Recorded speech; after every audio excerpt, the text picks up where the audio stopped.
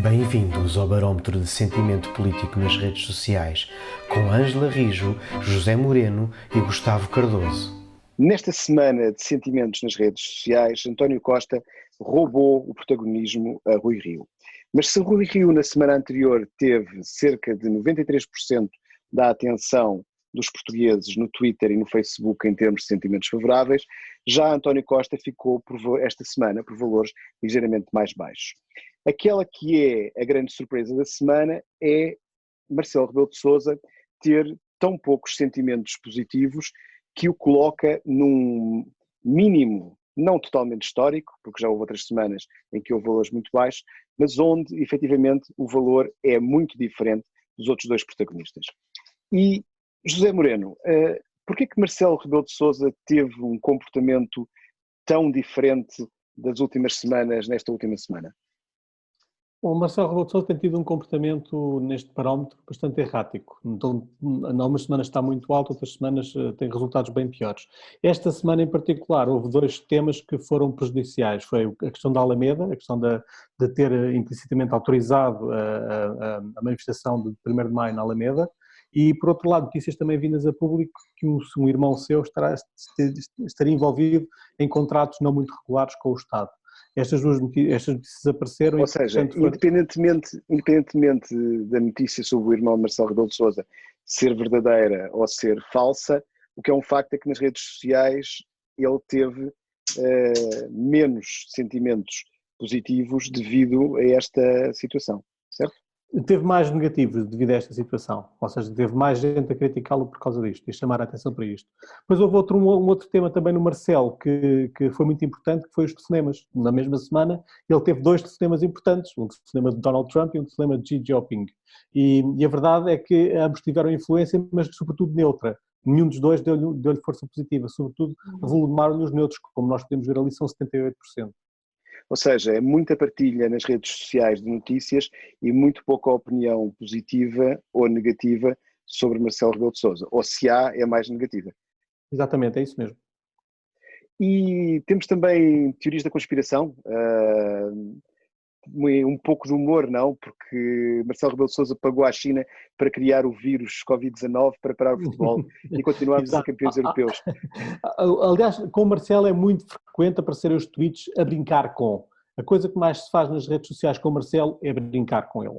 E, portanto, as pessoas aproveitam qualquer assunto para fazer brincadeiras com o Marcelo. Esse foi um deles. O facto de ele ter recebido um telefonema do líder da China fez com que algumas pessoas fizessem trocadilhos com uma série de coisas relacionadas com a China, incluindo essa.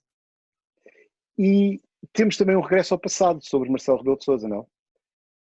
No sentido em que alguém foi repescar um vídeo antiguíssimo dele, quando ele era candidato à presidência da Câmara Municipal de Lisboa. Um vídeo em que Ou seja, as pessoas lembram-se do mergulho, não é? Lembram-se do não mergulho, era o do mergulho, era o vídeo do Aikido. Então é dessa época. Que era o outro, que era o tesouro que faltava do baú. Neste caso foi um vídeo que foi repescado e, aliás, acontece muitas vezes nas redes sociais. Os vídeos que são repescados têm bastante popularidade. As pessoas acham piada e partilham bastante e, portanto, isso acaba por ter algum peso.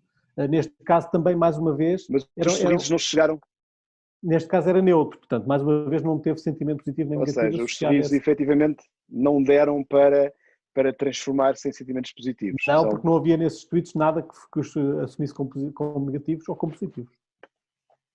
E, Ângela, António Costa parece continuar a capitalizar a dimensão internacional, não?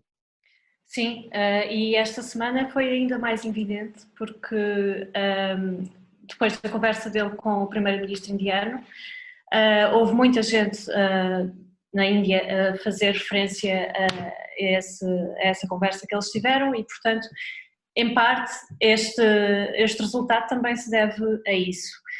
Depois, por outro lado, no último dia da semana que nós estamos a avaliar, ele teve uma troca de galhardetes com o André Ventura e também o beneficiou bastante, porque a polémica com os ciganos e a resposta do Quaresma foi utilizada pelo António Costa para silenciar André Ventura no plenário e isso foi bastante bem visto. Aliás, António Costa, penso eu que é recorrente a utilização para tweets de algumas das suas saídas, das suas tiradas em público, como esta da Trivela, mais do que, por exemplo, Marcelo Rebelo de Sousa, não é? Sim, Portanto, sim. E não é a primeira vez que ele responde ao André Ventura com uma frase que é marcante e que nas redes sociais tem bastante. E depois tivemos também Paulo Rangel e a Animal, Org PT, também a terem algum efeito na semana de António Costa. Sim, em relação à Animal, houve uma campanha que não ficou só em Portugal, foi uma campanha feita com Espanha e França, se não me engano, e isso também deveria ter tido mais impacto, porque houve vários comentários sobre essa questão em relação a não dar apoios à tauromaquia durante esta crise. E foi um movimento em que as pessoas com os mesmos hashtags tentaram chamar a atenção para essa questão, mas isso não, de facto, em comparação com os outros dois grandes temas do António Costa, não teve assim muito impacto. E mesmo Paulo Rangel, apesar de António Costa ter tido muita atenção mediática, diz que será que o Primeiro-Ministro não tem nada a dizer? Isto foi a crítica principal, aquilo que fez mais o negativo de António Costa esta semana. É isso? Sim, mas ainda assim foi ambivalente, porque também há pessoas que se insurgiram contra o Paulo Rangel, acho eu, que acharam descontextualizado.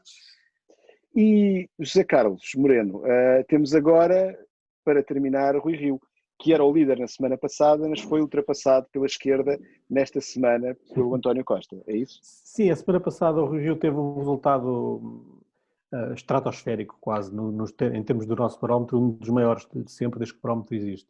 E foi uma confluência de fatores. Esta semana regressou ao normal, e este tem sido o normal do Rui Rio nos últimos tempos, que tem sido normalmente positivo, e esta semana foi também positivo, primeiro que tudo, porque ele chamou a atenção para a questão da Alameda. E o tweet que ele fez sobre isso teve muito impacto, teve muitas partilhas.